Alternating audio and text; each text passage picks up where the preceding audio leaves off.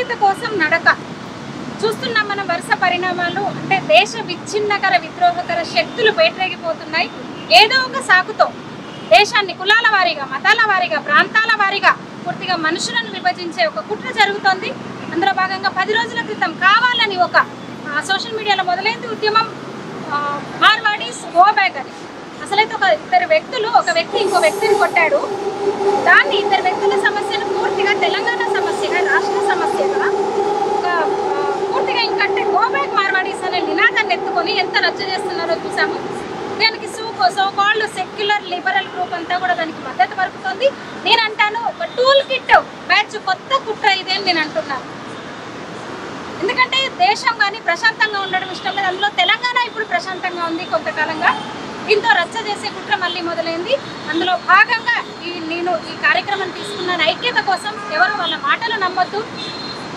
మనకు మన రాష్ట్రం ముఖ్యం, మన దేశం ముఖ్యం, మన ప్రయోజనాలు ముఖ్యం, మన అన్ని వర్గాలు ముఖ్యమని అందరూ చూసిన ఎంత హాస్యాస్పదం అంటే ఆ దళిత యువకుడు సాయి బయటకు వచ్చి చెప్పాడు, ఇది మా వ్యక్తిగత సమస్య, ఏదో అయింది మేము కోర్టుకు వెళ్తాము, మేము న్యాయ పోరాటం చేస్తాం, మేమిద్దరం కొట్టుకున్నారు. కానీ దానికి మార్వాడీస్ గో బ్యాక్ ఎందుకని అతనే స్వయంగా వచ్చి చెప్పినా సరే బంధన్ ఏదో పిలుపునిచ్చారు.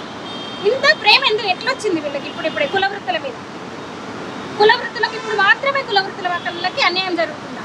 తెలంగాణ వచ్చి 12 ఏళ్ళు, 2 ప్రభుత్వాలు మారినాయి, 10 ఏళ్ళు బీఆర్ఎస్ పాలించింది, ఇప్పుడు కాంగ్రెస్ అధికారంలో ఉంది. ఇన్నేళ్ళు కుల వృత్తులు వీళ్ళకి ఎందుకు గుర్తుకురాలేదు? అంటే ఆ వంకతో ముఖ్యంగా బీసీలను చీల్చే కుట్ర జరుగుతుంది. ఇక్కడ మార్వాడీస్ని బ్రాహ్మణులుగా ఇది ప్రొజెక్ట్ చేయబోయినారు. తర్వాత కాదు వాళ్ళు ఒక ప్రాంతం నుంచి వచ్చిన వాళ్ళు. తర్వాత దాంతో అంటే ఈ సాకుతో అంటే వాళ్ళు సాకు కోసం చూస్తున్నారు, సందు కోసం చూస్తున్నారు. ఎట్లా మనం కల్లోలను రేపుదాం తెలంగాణలో, ఎట్లా అరాచకాన్ని సృష్టిద్దామని. కానీ వాళ్ళ ఆటలు చెల్లవు. ఎందుకంటే తెలంగాణ సమాజం నుంచి సపోర్ట్ లేదు అసలు. సర్దార్ వల్లభాయ్ పటేల్ విగ్రహం దగ్గర ఇక్కడ పెట్టడానికి కారణం ఏంటంటే ఆయన అన్ని సంస్థానాలను విలీనం చేసి ఒక దేశ ఐక్యత కోసం ఆయన పోరాడినారు. అందుకని పటేల్ స్ఫూర్తిగా చూడొచ్చు ఈ స్లోగన్, దేశ ఐక్యతకు పాటుపడదాం, సర్దార్ పటేల్ వారసులుగా ఉన్నామని. ఇక్కడికి వచ్చిన వాళ్ళందరూ కూడా బయట నుంచి ఈ మూమెంట్కి సపోర్ట్ చేస్తున్న వాళ్ళందరూ కూడా సర్దార్ పటేల్ వారసులుగా దేశ ఐక్యత కోసం పాటుపడదామని ఇక్కడ మేము ప్రతిజ్ఞ తీసుకుంటున్నాము. ఇలాంటి విద్రోహకర శక్తులను మేము ఒప్పుకునేది లేదు. ఇంకా చూసాం ఆ ఉద్యమము అంటే రీసెంట్గా మనం ప్రెజెంట్ మాట్లాడుకుంటున్నాం కాబట్టి తెలంగాణ షాంసల్ ఏమంటున్నారు? ఇన్ని రోజులు ఏం చేశారు రోహింగ్యాలు అంటే, రోహింగ్యాలు 10-12 ఏళ్ళ నుంచి రాలేదు, 10-12 ఏళ్ళ నుంచి మాత్రమే రాలేదు. 10 ఏళ్ళు 12 ఏళ్ళ నుంచి 11 ఏళ్ళ నుంచి వచ్చిన వాళ్ళు కాదు. దేశ విభజన నుంచి వస్తానే ఉన్నారు వాళ్ళు. అదే అందుకనే ఈ అక్రమ వలసదారులను, ఇల్లీగల్ ఇమిగ్రెంట్స్ని, ముఖ్యంగా రోహింగ్యా ముస్లింలను, బంగ్లాదేశ్ ముస్లింల గురించి చాలా ఆందోళనకరంగా, ముఖ్యంగా బార్డర్ స్టేట్లో మనం రోజు మాట్లాడుకుంటున్నాం, వెస్ట్ బెంగాల్, అసోంలో అక్కడ పరిస్థితి పూర్తిగా డెమోగ్రఫీ చేంజ్ అయిపోయింది. హైదరాబాద్లో కూడా అంతే లక్షల్లో ఉన్నారు రోహింగ్యాలు. అవును, లక్షల్లో ఉన్నారు తెలంగాణలో కూడా. వీళ్ళు సిఏఎన్ఆర్సీనేమో వ్యతిరేకిస్తారు. ఈ షాంసన్ అనేవాడు సిఏఎన్ఆర్సీకి వ్యతిరేక ర్యాలీ చేశారు. ఇప్పుడు మీరు రోహింగ్యాలను మీరు ఏం చేస్తున్నారని అడుగుతున్నారు. చలో రండి, మరి రోహింగ్యాలు గోబ్యాక్ అనడానికి, అక్రమ వలసదారులను తరిమి కొట్టడానికి అందరం కలిసి పోరాడదాం. ఒక పార్టీని, ఒక ప్రభుత్వం మీద దేశం కోసము కేవలం పాలకులే చేయాలని లేదు కదా. మనందరం ఒక్కొక్క శక్తి నిలబడదాం, పాలకుల్ని నిలదీద్దాం. ఇక్కడ తెలంగాణ గవర్నమెంట్నా, కేంద్ర గవర్నమెంట్నా మనం క్వశ్చన్ చేద్దాము. ఎందుకు తాత్సారం చేస్తున్నారు రోహింగ్యాల విషయంలో అని అడ్డుకట్ట వేద్దాము అక్రమ వలసలకి.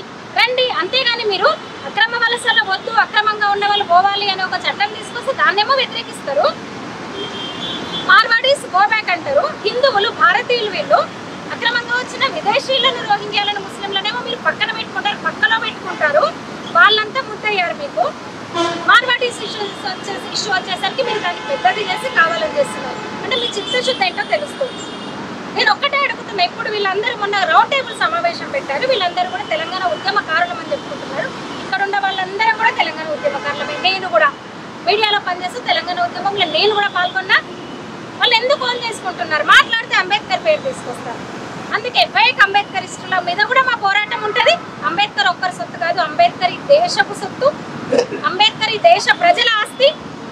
అంబేద్కర్ అంటే మాకు చాలా గౌరవం, మీకు గౌరవం లేదు. అంబేద్కర్ పేరు చెప్పి ఆయన పేరును జడగొడుతున్నారు కొందరు బైక్ అంబేద్కరిస్టులు.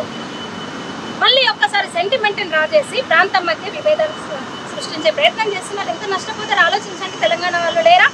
సోలాపూర్ వెళ్తే, సూరత్ వెళ్తే, ముంబై వెళ్తే, భివండి వెళ్తే మొత్తం మన తెలంగాణ వాళ్ళు వస్త్ర వ్యాపారులు ఉన్నారు అక్కడ. నిజం, కులాలకు, చిన్న కులాలకు అన్యాయం జరుగుతుంది నిజం. ఆ చిన్న కులాలకు కుల వృత్తుల వాళ్ళకి నేను అండగా ఉంటాం, మేమందరం అండగా ఉంటామని ముందుకు వచ్చా. మేం కాదు, మనం, ఇది నా ఒక్కదాని కార్యక్రమం కాదు. ఇక్కడ నీకు కనబడవచ్చు, నా పేరు కనబడుతుండొచ్చు, నీకు కనబడుతుండొచ్చు, కానీ ఇది నా కోసం కాదు, మన కోసం, మన దేశం కోసం, మన ధర్మం కోసం, మన సమాజం కోసం, మన రేపటి తరాల కోసం, రేపటి భవిష్యత్తు కోసం, మన భవిష్యత్తు కోసం అని నేను అంటున్నా.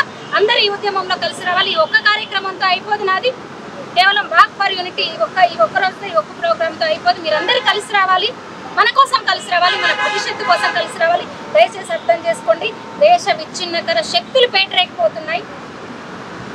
వాళ్లకు చెక్ పెట్టాలి, ఎక్కడికక్కడ ఎదుర్కోవాలి. మనందరి బాధ్యత.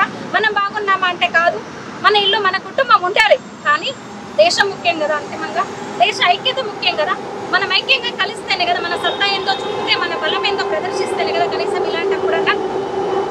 శత్రువులే కదా వాళ్ళైతే, అది నేను చెప్పదనుకున్న ఈ కార్యక్రమంలో. అందుకే నేను ఇక్కడ నుంచి అంబేద్కర్ విగ్రహం వరకు కూడా ఈ వాక్ కొనసాగుతుంది.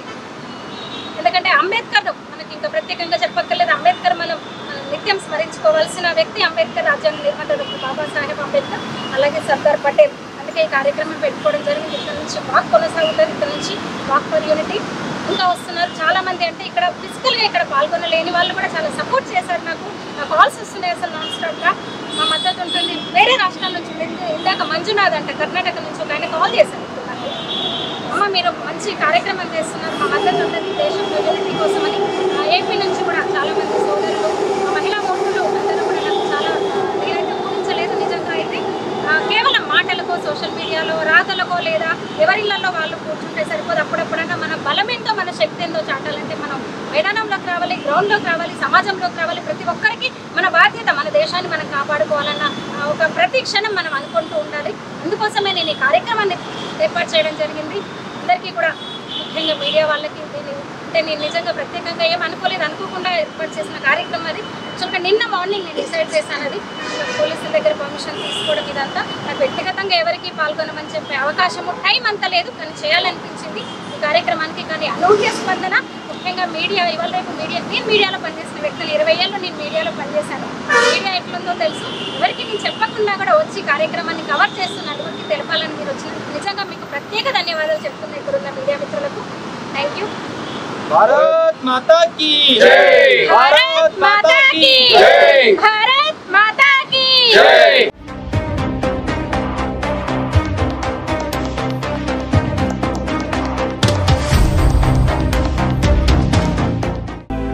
My Media, the voice of India.